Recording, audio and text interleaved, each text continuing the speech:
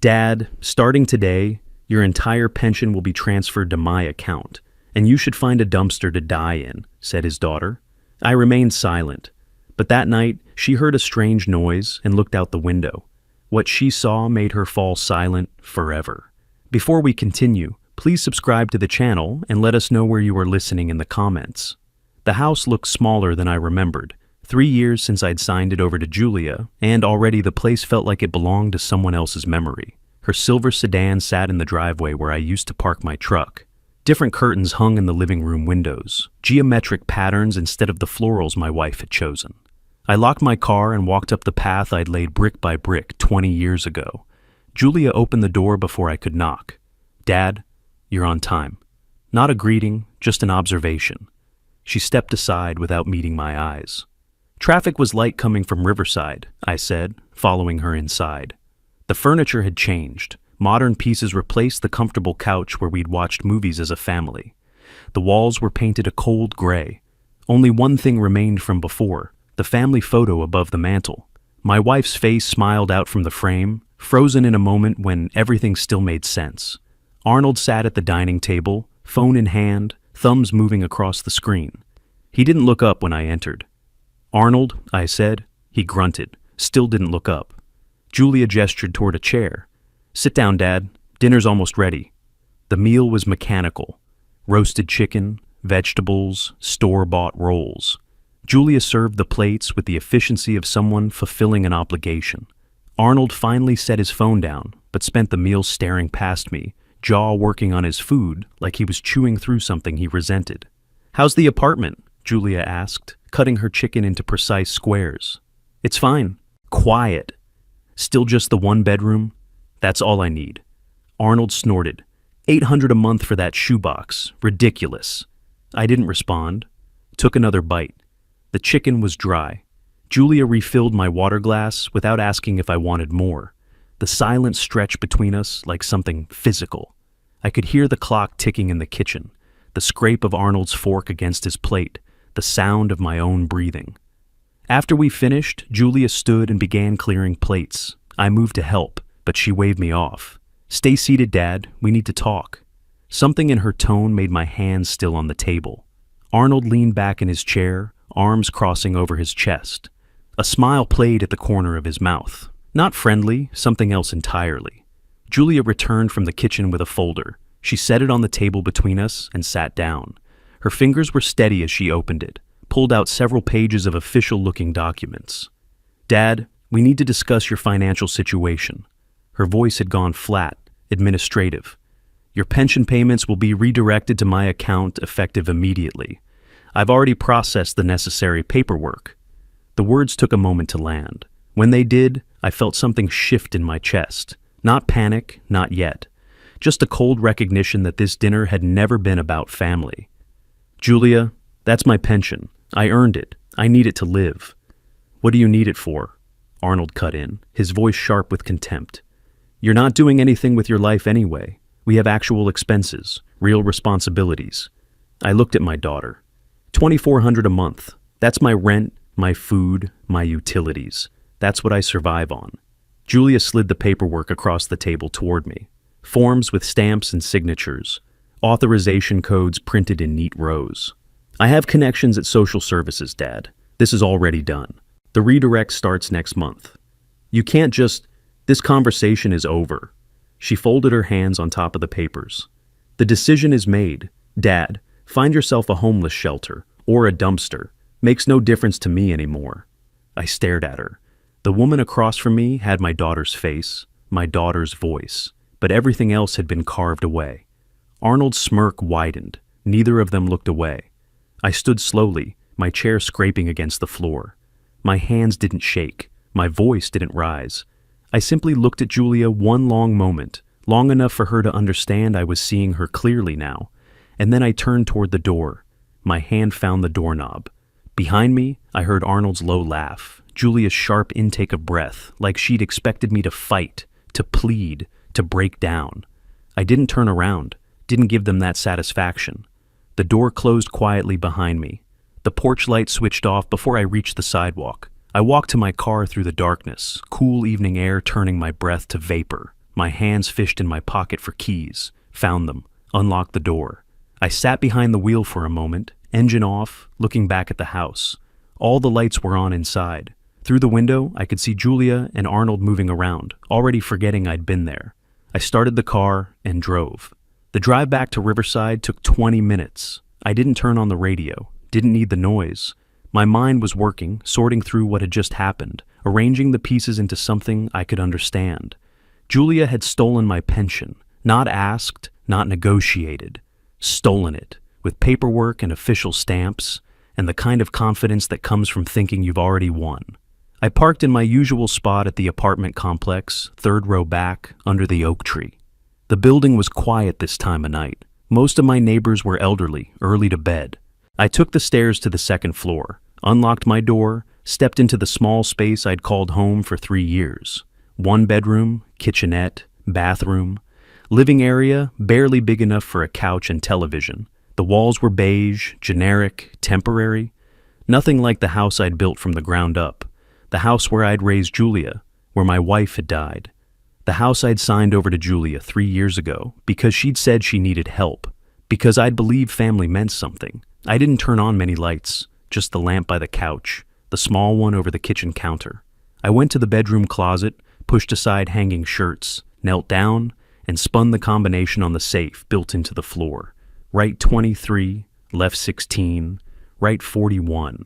The same numbers for 30 years. The lock disengaged with a solid click. Inside, everything was organized the way I'd always kept it.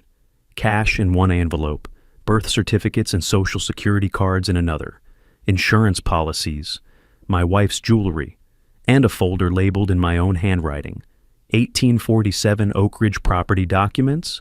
I pulled it out, carried it to the kitchen table, and spread the contents in careful rows. Gift deed, Julia's name as grantee, my signature as grantor, all legal, all proper, dated 3 years ago. Below that, bank statements from the house account, utility transfer records, everything documenting the transfer of ownership. And beneath all of it, one more document, thicker paper, official county stamp, the deed of trust. I picked it up, held it under the kitchen light, and read the clause I'd written 3 years ago. The words came back to me slowly, then all at once. Sitting in Leonard Green's office, the attorney suggesting this protection, Julia saying it was unnecessary, me insisting quietly. Buyback provision, I read aloud to the empty apartment. Symbolic consideration of $100 upon material breach of care obligations. I'd told Julia it was just a formality.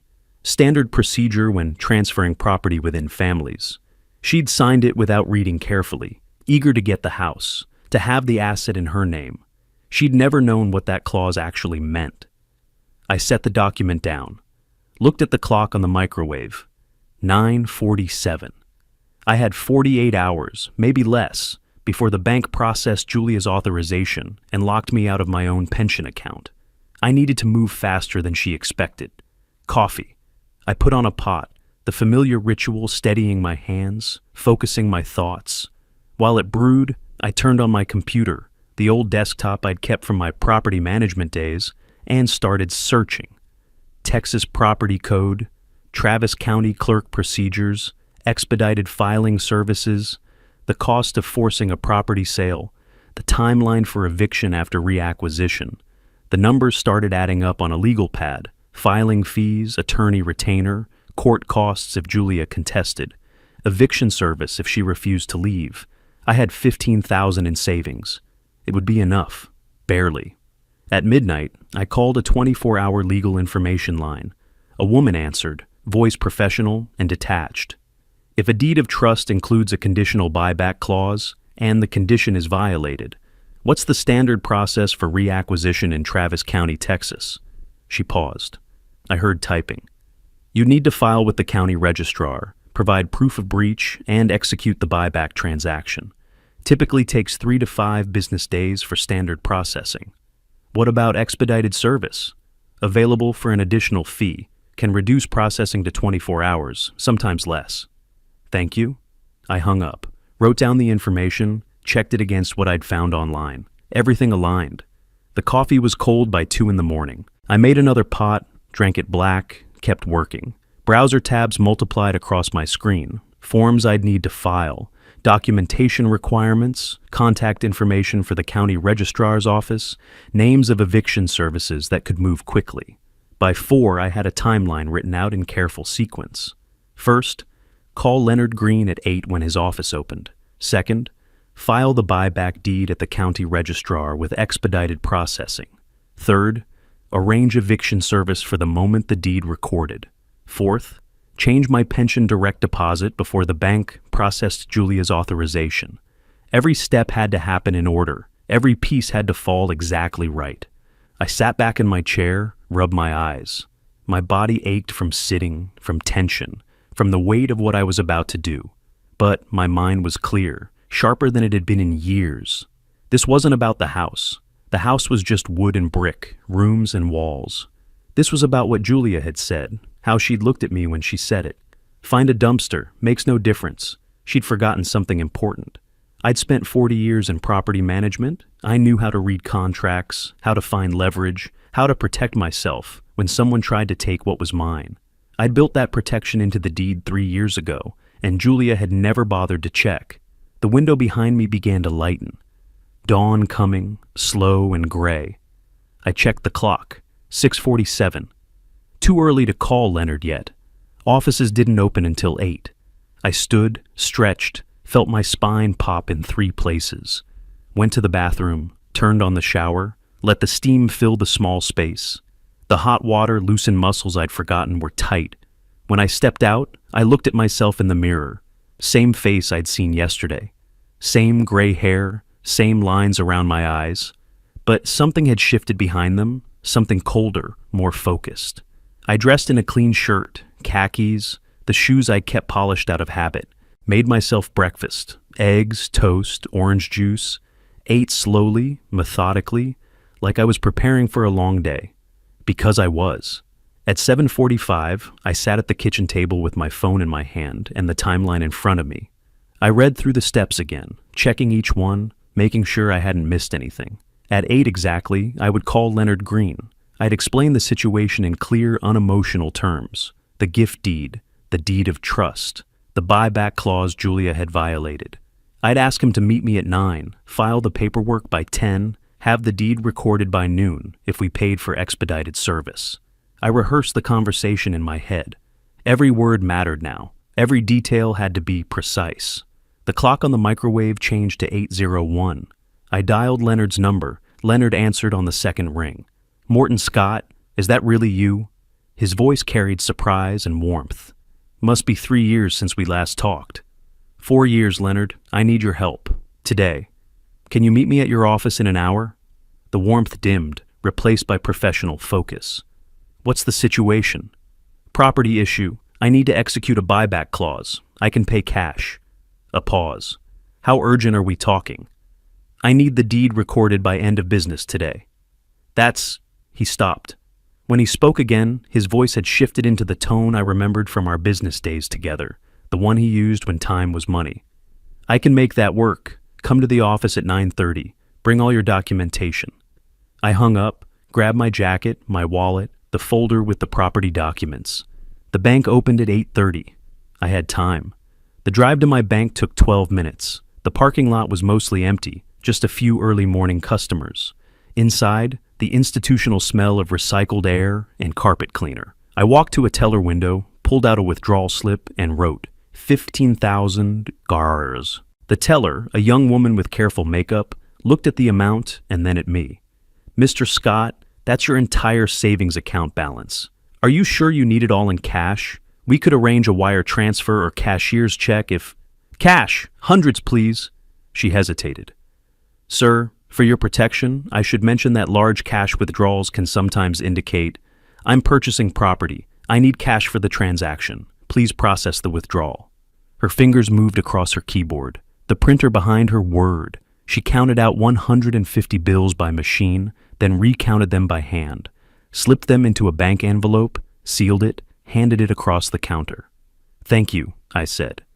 The weight of $15,000 felt significant in my inside jacket pocket. I walked back to my car, locked the doors, sat for a moment, feeling that weight against my ribs. My entire life savings.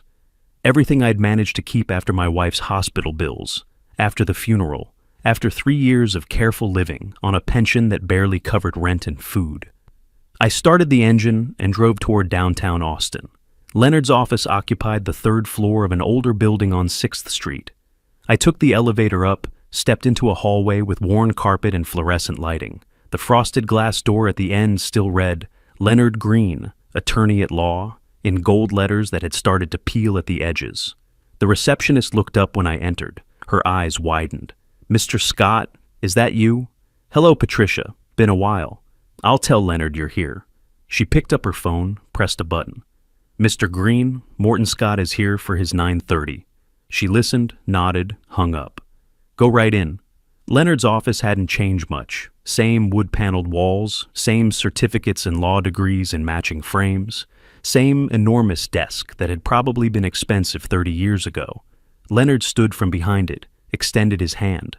His hair had gone grayer, his middle thicker, but his handshake was firm. "Morton, good to see you. Sit." I sat, pulled out the folder, laid the deed of trust on his desk. "I need you to execute a buyback under this clause. Today. I can pay cash." Leonard picked up the document, settled reading glasses onto his nose. He read slowly, his finger following the text line by line. When he reached the buyback provision, his eyebrows rose. He read it again, then he looked at me over his glasses. "Morton, this is elegant work. Who drafted this provision for you?" "You did.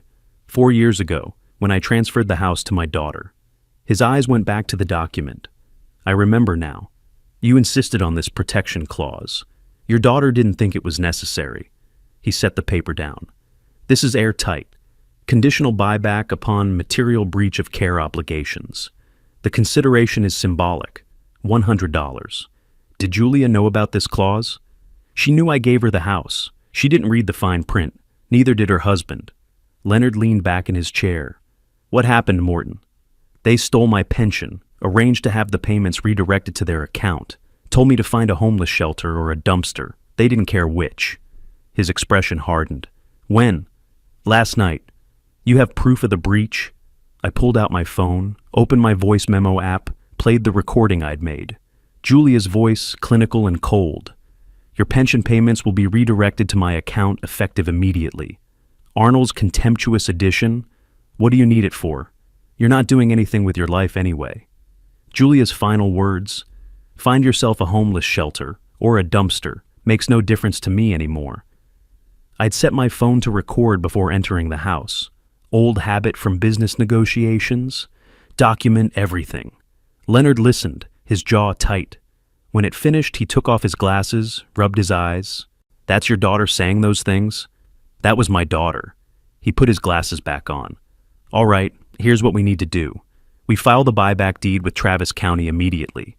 We need to move fast. Once she discovers what we're doing, she could file for an injunction to stop the process. If we get this registered before she knows, the property is yours and she'll have to sue to challenge, which she'll lose because this contract is valid. How fast can we move? Standard processing is 3 business days, but we can request expedited service." He picked up his phone, dialed. "Sharon, Leonard Green, I need to verify your expedited registration service is available today." He listened. "Excellent. We'll be there before noon." He hung up. "They can do it. $500 extra, completion by 4 p.m. I pulled the bank envelope from my jacket, counted out $3,500 bills, slid them across the desk. $3,000 for your services, $500 for the expedited filing." Leonard looked at the cash, then at me. "Morton, are you sure about this? That's a significant amount for—" "I'm sure." He nodded slowly, collected the bills, put them in his desk drawer, pressed the intercom button. "Patricia, we need notary service immediately. Call Marcus, tell him I need him here in 20 minutes. The next hour moved with the precision of a military operation. Marcus arrived, witnessed my signature on 6 different copies of the buyback deed. Patricia printed everything on legal paper, organized it into folders. Leonard made phone calls, confirmed our appointment at the county clerk's office, arranged for the notarized documents to be hand-delivered to the recorder's desk. At 11:15, we walked out of the building into warm April sunlight. Leonard drove, a practical sedan with coffee stains on the cup holders and legal briefs scattered across the back seat. I sat in the passenger seat with the folder on my lap, feeling the weight of what we were about to do. "She's going to fight this," Leonard said, navigating through midday traffic. "Even though she'll lose, she'll make it ugly. Let her fight." "You're different than I remember, Morton. Harder." "She made me different." We pulled into the parking structure next to the Travis County Government Complex. Inside, the building hummed with bureaucratic activity. People in line at various windows, clerks processing forms, the ambient sound of printers and keyboards and official stamps hitting paper. Leonard knew which window to approach. The clerk, a middle-aged man with reading glasses on a chain, examined our documents with practiced efficiency. "Buyback provision on a gift deed," he said, half to himself. "Don't see many of these. Everything looks in order. Standard processing is 3 business days. We can expedite for $500. Completion by 4 p.m. today if we file before noon." I was already pulling out my wallet. "Do it," I said. The clerk accepted the cash, wrote a receipt, stamped our copies. "Have a seat. We'll call you when it's ready." The waiting area had uncomfortable plastic chairs arranged in rows. Leonard suggested getting lunch. I declined, sat where I could see the clerk's desk, watching the progress of our paperwork through the system. Forms passing from desk to desk, computer entries being made, the slow machinery of government processing converting my $100 and Julia's betrayal into legal reality. Leonard sat beside me, working on his phone, occasionally glancing up to check the status. At 3:45, the clerk called my name. Leonard and I approached the window together. "All processed, Mr. Scott." The clerk handed me a folder containing certified copies of the deed, each one stamped and sealed. "As of 4:07 p.m. today, you are the registered owner of property at 1847 Oak Ridge Drive. Congratulations." I took the folder. The paper felt ordinary, just documents, but they represented something more. Justice, reclamation, the correction of a profound wrong. Outside, Leonard walked me to my car. "I should buy you dinner, celebrate the win." "I appreciate it, Leonard, but I have more work to do tonight." We shook hands on the sidewalk. Leonard headed toward his sedan, pulling out his keys. I stood by my car, folder in one hand, phone in the other, 3 calls to make before evening. The sun still high in the April sky. Time enough. I pulled up my contacts, found the first number, let my finger hover over the dial button. Then I pressed it. "Yes," I said when someone answered. "I need emergency eviction assistance. Tonight." The eviction service representative asked me to hold. I heard typing, the click of a mouse, the professional multitasking of someone used to urgent requests. "Mr. Scott, still there?" "I'm here. Can you come to our office? I need to review your documentation before we can proceed. We're at 2847 South Congress. How soon can you be here?" 30 minutes. See you then." I needed coffee and a place to make more calls. Found a shop 2 blocks away, ordered black coffee I didn't really want, took a corner table away from the afternoon crowd, pulled out my legal pad, and started working through my list. Locksmith first. I called 3 companies before I found one willing to do emergency evening service. Emergency recce for a 3-bedroom home, all exterior doors. The dispatcher's voice was professionally bored. "You're looking at $500 including after-hours premium. We can have a technician there within 2 hours of your call. I need you there at 6:30 p.m. Can you do that? Address, 1847 Oak Ridge Drive." Typing sounds. "Yeah, we can make that work. Payment due when service is completed. Cash acceptable? Cash works." Next call, moving company. I needed labor and a truck, but not for moving furniture somewhere else. Just loading it and putting it outside. Labor and truck for loading personal property, evening service. The coordinator sounded young, probably working his way through college. $800 for 2 workers in 3 hours. Where should they transport the items? "Just the front lawn. That'll be sufficient." A pause. "You want us to move furniture from inside a house to the front lawn?" "That's correct." Okay. That's unusual, but we can do it." "What time?" 6:30 p.m., 1847 Oak Ridge Drive." "Got it. Cash or card?" "Cash." I checked my watch. 4:25, finished the coffee, left cash on the table, drove south on Congress. The eviction service office occupied a suite in a strip mall between a tax preparation business and a bail bondsman. The sign on the door read, Rapid Property Recovery Services. Inside, the woman behind the desk looked like she'd seen everything twice. Mid-40s, business suit, no-nonsense expression. Her nameplate read, Sandra Michaels, Client Services Manager. Mr. Scott? That's right. Have a seat. Let me see your documentation. I handed her the folder. She examined each document carefully. The ownership certificate from the county clerk with its fresh timestamp, the original deed of trust with the buyback clause, the recorded gift deed from 4 years ago. She made notes on a tablet while she read. All right, she said finally. This is clear cut. You're the registered property owner as of 4:07 p.m. today. Current occupants have no lease agreement with you.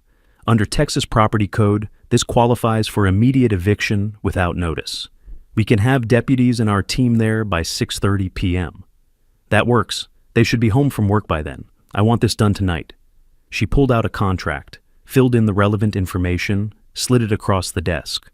Our fee is $4,000.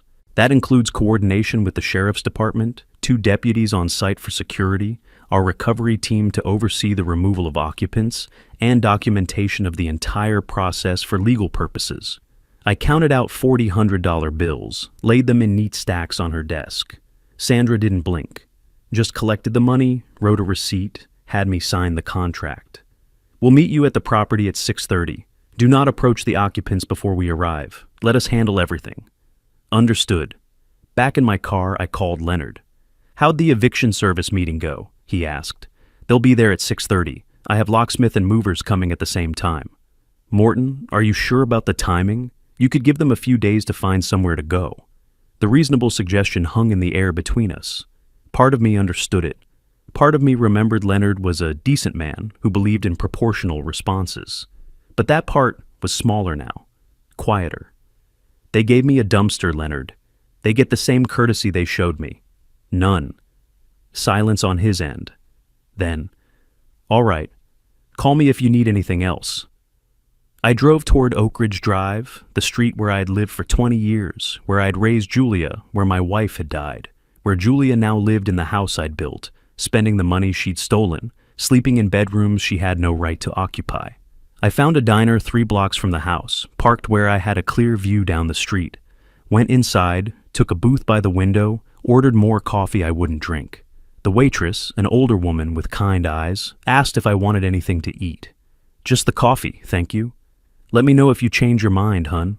I watched the empty driveway through the window.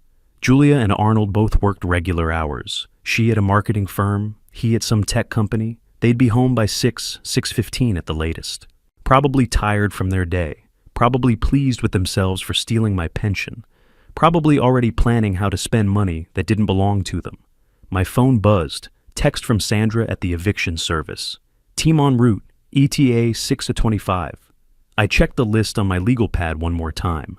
Eviction service confirmed. Locksmith confirmed. Moving company confirmed. Everyone converging on the house at 6:30. The timing had to be precise. I wanted all the pieces in place before Julia and Arnold arrived, but not so early that neighbors got concerned and called them. The waitress refilled my coffee. I thanked her, kept my eyes on that driveway. My phone buzzed again. Leonard. Drafted emergency legal response in case Julia tries anything tonight. Standing by if you need me. I texted back, thank you. At 6:15, I paid my tab, left a $20 tip on a $7 check. The waitress looked surprised. You have a good evening now, she said. I intend to. I walked to my car, drove slowly toward the house, parked across the street with a clear view of the front door. The neighborhood looked peaceful in the early evening light. Kids playing basketball 3 houses down, someone mowing their lawn. Normal suburban life continuing while I prepared to detonate a bomb in the middle of it. At 6:25, the locksmith's van pulled up. White vehicle with AAA security services in blue letters on the side. A technician got out, tool bag in hand. I walked over. You Morton Scott? That's me. You want all exterior locks rekeyed? Every single one. Start with the back door. I want that done first. He nodded, headed around the side of the house. I returned to my car, watched the street. 6:27. The eviction service truck arrived, unmarked white van, Sandra Michaels, and another team member inside. They parked behind the locksmith, stepped out, approached my car. Sandra knocked on my window. I rolled it down. "Deputies are 2 minutes out," she said. "Moving truck? Should be here any moment." As if on cue, a small moving truck turned onto the street, followed by a sheriff's department cruiser. The moving company truck parked. 2 young men got out. The deputy cruiser parked behind them. 2 deputies emerged, one speaking into his radio. All the pieces on the board, all the players in position. I stepped out of my car, and Julia's silver sedan turned onto the street. She hadn't seen the vehicles yet, hadn't seen me. The deputy cruiser blocked her view of the house from this angle. She was probably thinking about dinner, about what to watch on television, about anything except the fact that her entire world was about to collapse. In 30 seconds, she would. Julia's sedan slowed as it approached the house. I watched her profile through the windshield, still unaware, still comfortable in her stolen security. Then her head turned. She saw the vehicles. Her brake lights flared. Too late to process it now. She'd understand soon enough. But that wasn't how it happened.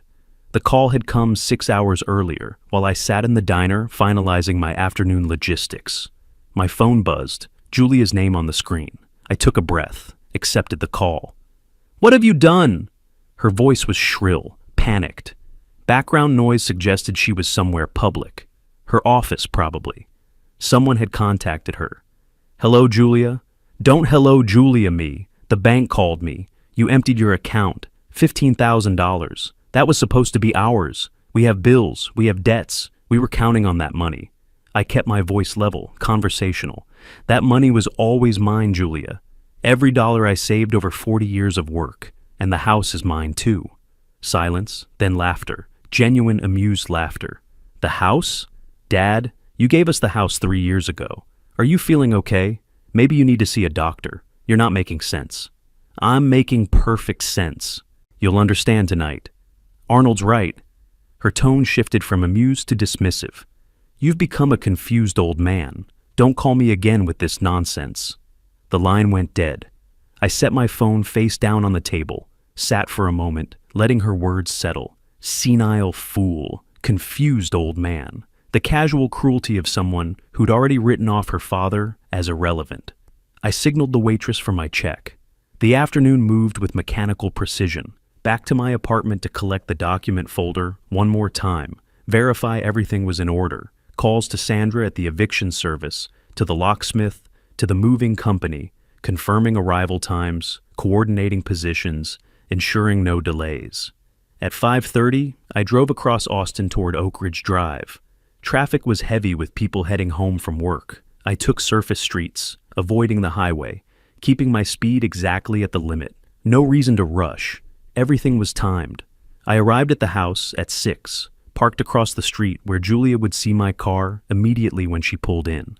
Sat behind the wheel, engine off, watching the familiar structure in the golden evening light. The house I'd built. The house where I'd raised my daughter. The house where my wife had spent her final months. The house Julia had taken and then used as leverage to destroy me. The first vehicle appeared at 6:15. Sandra's eviction service van, white and unmarked. She parked behind me, got out, approached my window. "Ready, Mr. Scott?" "Ready." The deputy sheriff cruiser arrived next. 2 officers, both professional and alert. The older one, 40-ish, graying at the temples, introduced himself as Deputy Martinez. His partner, younger and quiet, was Deputy Chen. "Mr. Scott," Martinez extended his hand. I shook it. "We'll need to verify your documentation before we proceed." I handed him the folder, county registration receipt, ownership certificate, eviction notice, copy of the original deed of trust. He examined each document carefully while Chen called in to verify the property registration number. "Everything checks out," Martinez said, returning the folder. "Current occupants have no lease agreement with you?" "Correct. They're family members who were allowed to reside in the property under a verbal care agreement. That agreement was violated." He nodded. "Once we're inside, we maintain order and ensure the eviction proceeds legally. We don't take sides, don't get involved in family disputes. Our job is keeping everyone safe. Understood?" "Understood." Leonard arrived in his sedan, followed by the locksmith van and the moving truck. The convoy assembled on the quiet residential street like pieces of a precisely planned operation. Neighbors had started noticing, curtains moving in windows, someone standing on a porch 2 houses down. Let them watch. I walked to my front door, the group filing in behind me. My key slid into the lock, the same lock I'd installed 15 years ago when we first moved in. The mechanism turned smooth, the door swung open. I stepped across the threshold. The smell hit me first. Different. Julia's floral air freshener, sharp and synthetic. Cooking odors I didn't recognize. The furniture had changed, modern pieces replacing what my wife and I had chosen together. The walls were painted that cold gray I'd noticed before.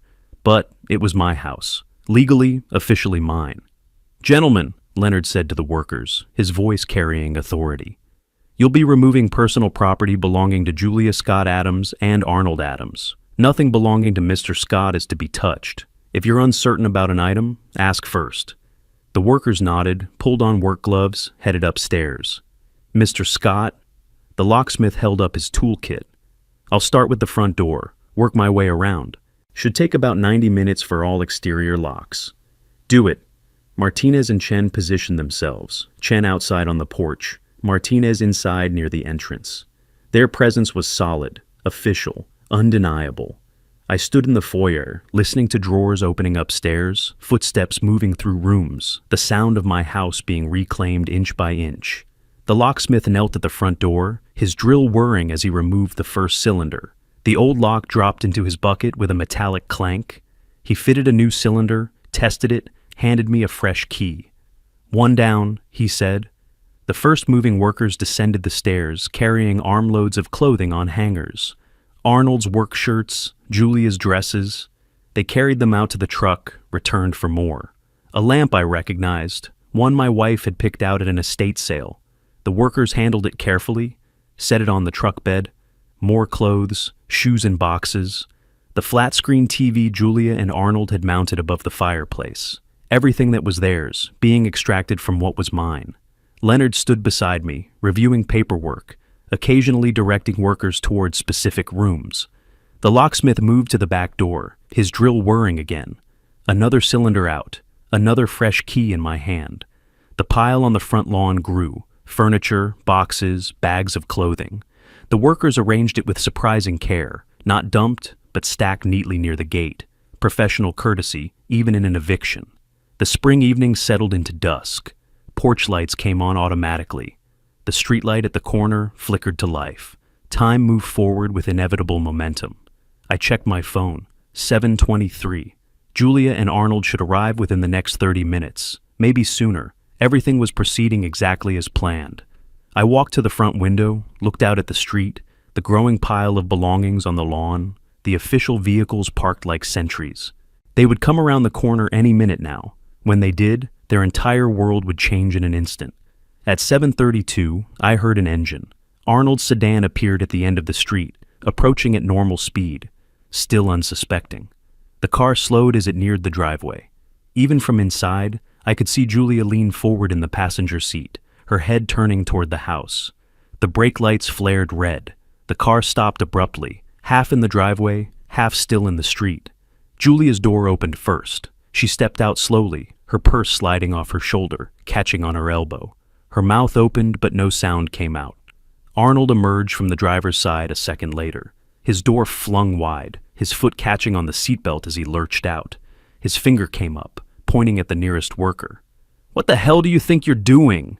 His voice carried across the lawn, loud and aggressive. "That's our furniture. Those are our belongings. Stop right now or I'm calling the police." The worker, a young man with tattooed forearms, didn't even pause, just kept loading boxes into the truck.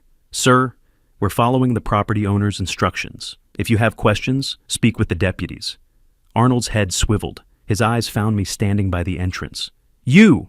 He started toward me, fingers still extended. "What is this? What did you do, you crazy old—" Deputy Martinez stepped into his path. "Sir, I need you to calm down. This is a legal eviction. Mr. Morton Scott is the registered property owner. You and Ms. Adams are being removed from the premises." Arnold stopped. His finger dropped. What are you talking about? This is our house." Julia finally found her voice. It came out weak, uncertain. That's not possible. This is our house. Dad gave it to us 3 years ago. Leonard stepped forward, producing the folder. Ms. Adams, your father executed a conditional gift deed with a buyback provision. That provision was activated yesterday due to material breach of the care agreement. The property was legally retransferred to Mr. Scott and registered with Travis County at 4:07 p.m. yesterday afternoon. He opened the folder, showed her the county clerk's stamp, the registration receipt. Julia stared at the documents without taking them. I don't understand. The buyback clause was triggered when you violated the terms of your father's residency agreement, Leonard continued. Your father repurchased the property for the symbolic consideration specified in the original deed, $100. It's all legal and properly recorded. Arnold's face had gone from red to pale. You can't just... There are tenant rights. You have to give notice. 30 days minimum. Not when there's no lease, Martinez said. You were residing here based on a verbal family agreement. That agreement was terminated. As the property owner, Mr. Scott has every right to reclaim his home. Julia's eyes found mine, locked on, searching for something, mercy, explanation, some sign of the father she thought she knew. She found none of it. Dad, her voice cracked. Daddy, what are you doing? This is our home. I met her gaze without flinching. You told me to find a dumpster, Julia. I found something better. I found my house. Her face crumpled, not crying yet, but close. We didn't mean... You meant every word. My voice was flat, final. You stole my pension. You told me you didn't care if I lived in a shelter or a dumpster. You laughed when I said the house was mine, called me senile, a confused old man. The pension was a mistake, she said quickly. We can fix that. We'll reverse the transfer. But Dad, please, this is where we live. We have nowhere else to go. Neither did I. Arnold's phone was out now, his thumbs moving across the screen. I'm calling our lawyer. This is illegal. There are procedures. You can't just throw people out on the street. Call whoever you want, Leonard said calmly. Every action we've taken today follows Texas property code. Mr. Scott's ownership is recorded and certified. The eviction is legal. Your lawyer will tell you the same thing. Another load came out the front door. Arnold's golf clubs, a suitcase, more bags of clothing. The workers maneuvered past us like we weren't there, adding to the pile on the lawn. Julia watched them, her professional composure completely shattered. She looked smaller somehow, diminished. The confident woman who'd served me stolen dinner in my own house had been replaced by someone lost and disoriented. Where are we supposed to go? She asked, the question directed at no one in particular. I didn't answer, just watched as the locksmith emerged from the house, approach me with 3 more keys. All exterior locks changed, Mr. Scott. Front door, back door, side door, garage. You're good to go. I took the keys, felt their weight in my palm. Fresh metal, new cuts, locks Julia and Arnold would never have access to. Thank you. Deputy Chen spoke for the first time, addressing Julia and Arnold. You folks need to collect your belongings from the lawn and vacate the premises. You have 2 hours to remove everything. After that, anything remaining becomes abandoned property. 2 hours? Arnold's voice pitched upward. We can't move everything in 2 hours. We don't even have anywhere to take it. That's not our concern, Martinez said, not unkindly. You can rent storage, arrange for a moving company, ask friends for help. But you need to clear the property. Julia looked at the pile on the lawn, their entire life together exposed under the streetlight. Neighbors were definitely watching now. 3 people stood on porches across the street.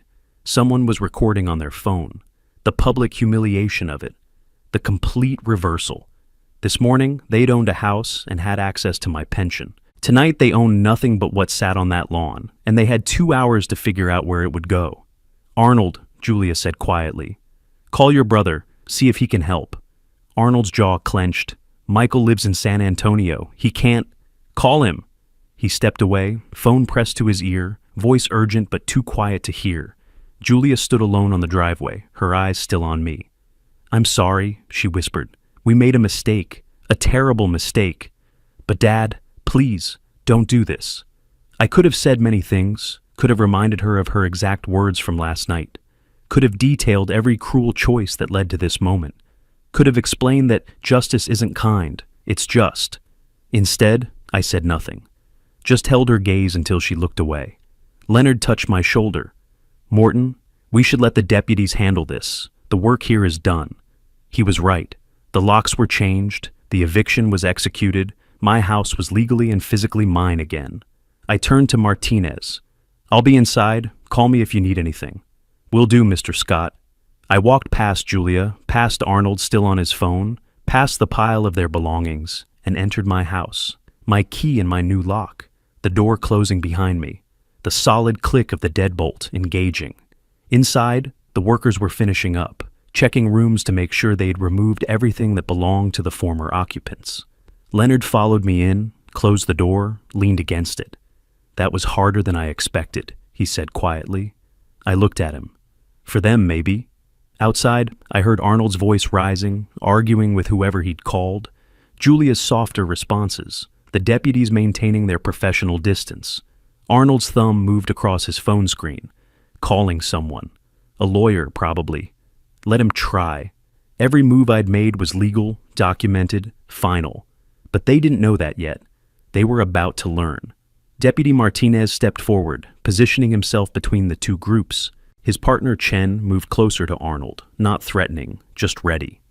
"Mr. Adams, Ms. Adams," Martinez said, his voice carrying official weight.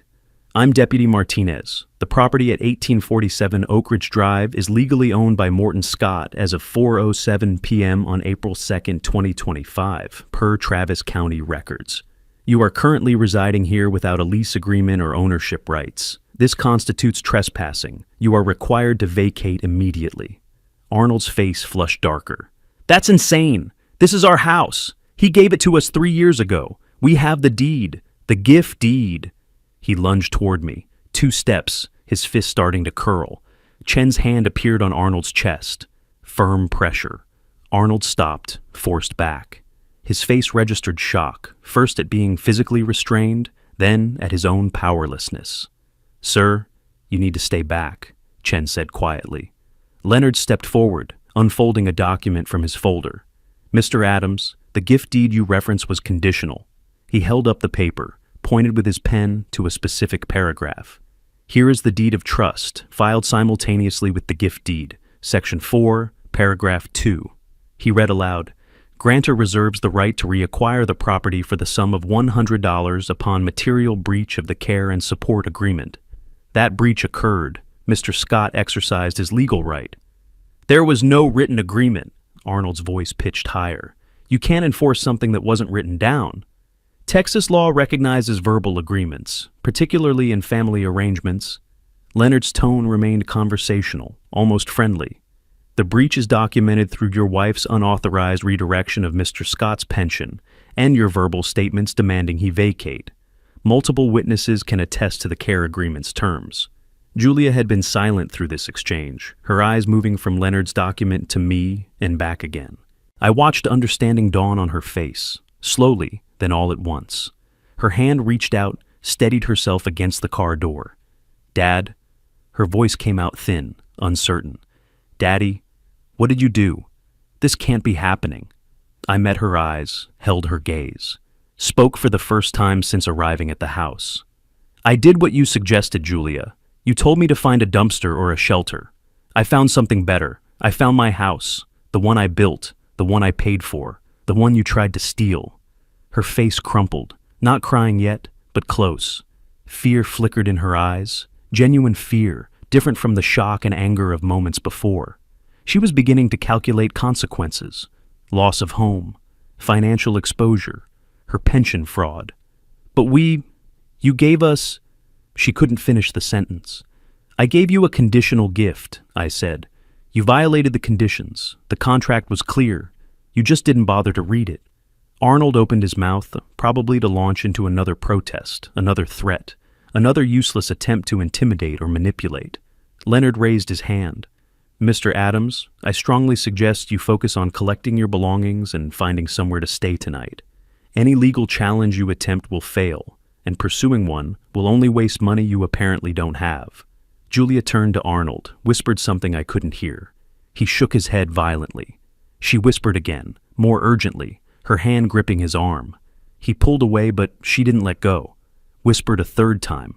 Finally, he nodded, reluctantly, angrily, but he nodded. Julia took a shaky breath, wiped her eyes with the back of her hand, turned back to face me. When she spoke, her voice was small, broken. "Please, just give us time, a week, a few days. We have nowhere to go." Behind her, on the lawn, the pile of their belongings sat under the streetlight. Inside the house, workers were still moving through rooms, carrying out what remained. The locksmith was testing the new deadbolt on the front door, the metallic click audible in the quiet street. I looked at my daughter, saw her there on the edge of tears, begging for mercy, and remembered sitting at her dinner table less than 24 hours ago, hearing her cold voice tell me to find a dumpster. My mouth opened to respond. Arnold's posture shifted, his shoulders squared, his voice rose, theatrical and loud, pitched to carry across the street where neighbors stood watching. "Look at this! Look what this man is doing!" He spread his arms wide, turning slightly toward the audience on their porches. Throwing his own daughter out on the street, his own flesh and blood. What kind of father does this? What kind of person? A few neighbors shifted uncomfortably, but no one spoke. No one came to his defense. The presence of two sheriff's deputies in uniform legitimized everything happening here, made it official rather than personal. Julia's legs gave out. She dropped to her knees on the driveway, hands clasping together in front of her chest. Tears streamed down her face. "Daddy, please." Her voice broke on the words. "I'm sorry. I'm so sorry. Just give us a week, 5 days, anything. We have nowhere to go. Please, I'm begging you." I looked down at her. The symmetry of it struck me. The reversal of power. The daughter who'd told me to find a dumpster now on her knees, begging for shelter. "You told me to find a dumpster, Julia." My voice came out quiet but clear. "You said it made no difference whether I lived in a shelter or died on the street. You stole my pension. You wanted to leave me with nothing. Where was your mercy then?" "I didn't mean it. I was angry. I was stressed. We have debts. I cut her off. "You wanted my money. You wanted my house. You wanted to leave me with nothing." I paused, let the words settle. "Now you have exactly what you deserve." Julia's face went pale. She stayed on her knees, swaying slightly, but no more words came out. Martinez stepped forward. "Ms. Adams, Mr. Adams, you have 30 minutes to collect essential personal items from inside. Identification, medications, important documents, 1 change of clothes each. After that, this property is off limits to you. Do you understand?" Arnold helped Julia to her feet. She leaned against him, her face blank with shock. They moved toward the house like people walking through a dream, climbing the porch steps slowly. The door closed behind them. I stayed outside, listened to the sounds of their panic, drawers slamming, closet doors banging, urgent whispers that sometimes rose into sharp exchanges. The noise of people who'd had everything and now had 30 minutes to salvage what they could carry. Martinez checked his watch. 20 minutes left, he called toward the house. The sounds intensified, footsteps running up and down stairs, something heavy being dragged across the floor. More argument, Arnold's voice sharp with blame, Julia's responding with desperate defense. At 28 minutes, they emerged. Arnold carried 2 large suitcases and a laptop bag. Julia had a smaller suitcase and her purse, her arms wrapped around a cardboard box of papers. Their faces were flushed, their breathing heavy. Arnold made 3 more trips, grabbing a garment bag, a box of Julia's work files, his golf clubs. Each time he passed me, his jaw clenched tighter. On his final trip to the car, he stopped, turned to face me, his hands empty now, his posture straightening into something like defiance. "We're suing," he said. "You hear me? We're getting a lawyer. This whole thing is fraud. You manipulated an old man. Leonard interrupted, his voice cold and precise. "Mr. Adams, everything we've done is completely legal and documented. However, I should mention that your wife's forgery of Social Security pension and documents is a federal crime." Arnold froze. "What? If Mr. Scott chooses to file a criminal complaint, Ms. Adams faces up to 10 years in federal prison." Leonard let that sink in.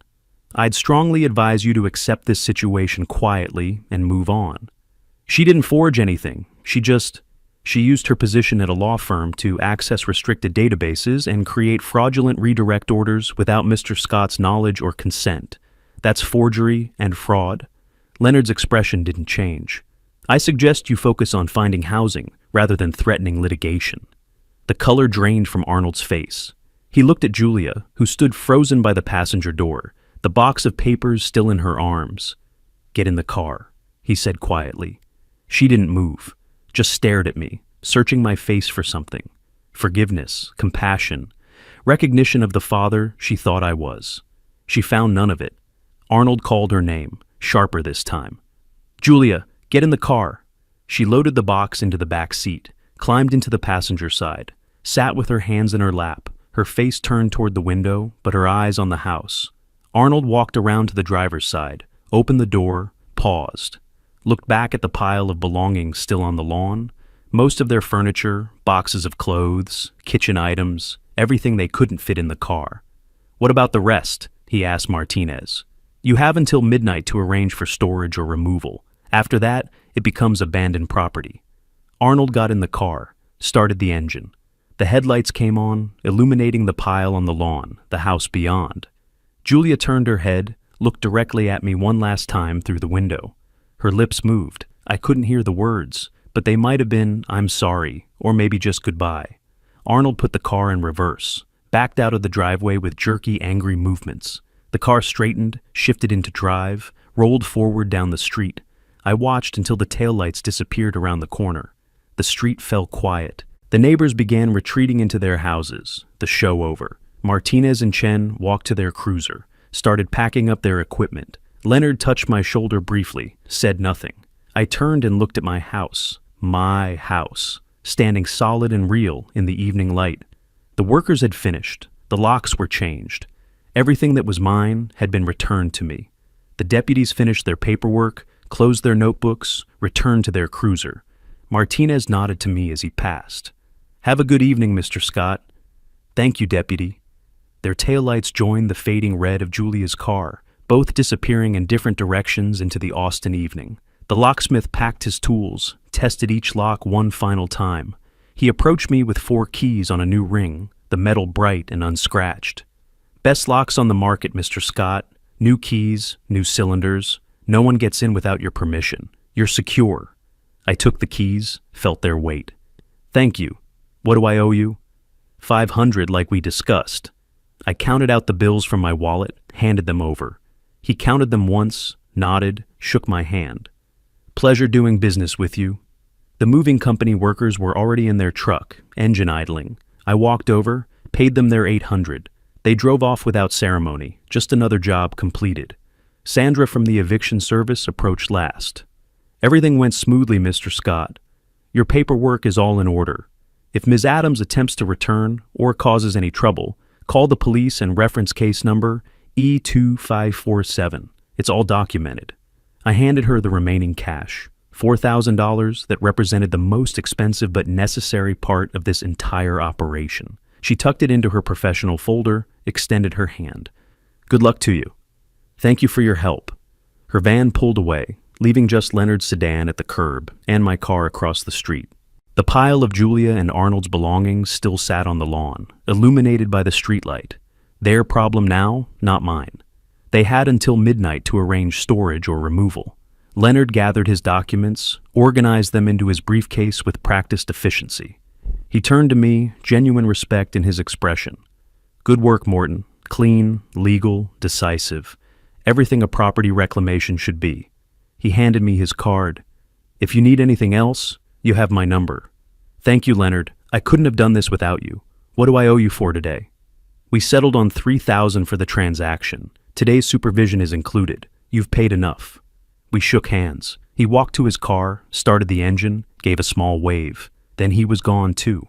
I stood alone on my front lawn. The street had returned to its usual quiet. Porch lights glowed from neighboring houses. The family 3 doors down had gone inside. Mrs. Patterson's curtains were drawn. The show was over. I walked up my porch steps, key in hand. My key, my porch, my house.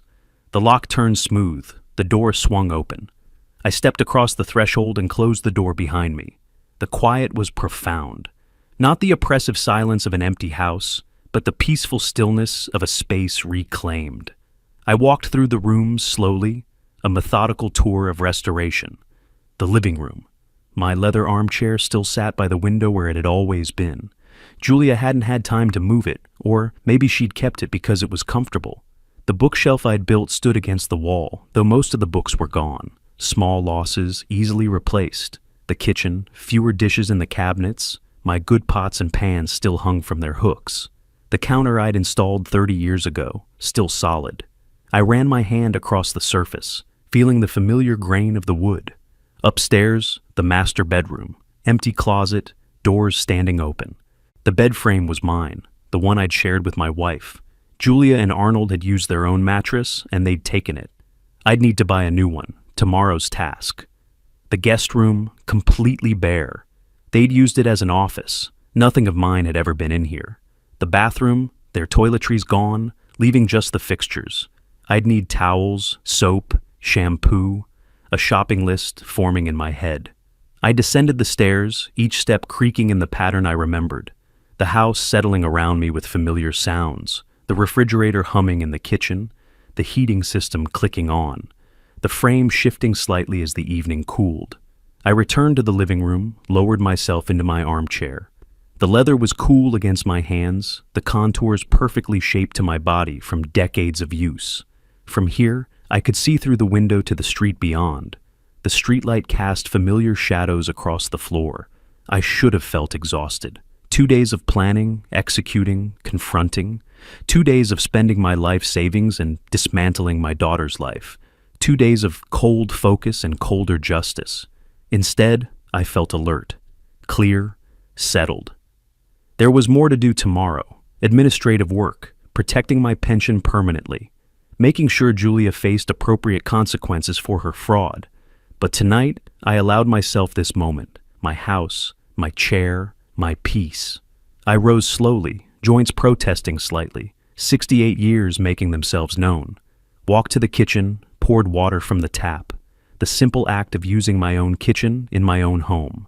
I drank slowly, leaning against the counter I'd installed when Julia was still in high school, back when she'd been someone I recognized. Tomorrow I would go to the bank, then Social Security. Make everything official, lock everything down, ensure this could never happen again. But tonight was mine, the first night of the rest of my life. I climbed the stairs to the master bedroom. The bare bed frame stood against the wall. I'd stored a sleeping bag in the garage 3 years ago, found it in a plastic bin, still dry and clean. Spread it across the frame, lay down on what had been my bed long before it was theirs. The ceiling above me showed familiar water stains from an old leak I'd fixed 15 years ago. Everything was exactly as I remembered, and nothing would ever be the same. I closed my eyes and slept without dreaming. Morning light woke me. No alarm, just my body recognizing dawn the way it had for decades. I showered in my bathroom, dressed in clothes from the small overnight bag I'd packed yesterday. Made instant coffee with water from my tap. At 8:30, I walked into my bank. The branch manager, a woman named Sharon Torres, looked up from her desk when I approached. "Mr. Scott, do you have an appointment? I need to discuss unauthorized changes to my account. It's urgent." Her expression shifted from polite to concerned.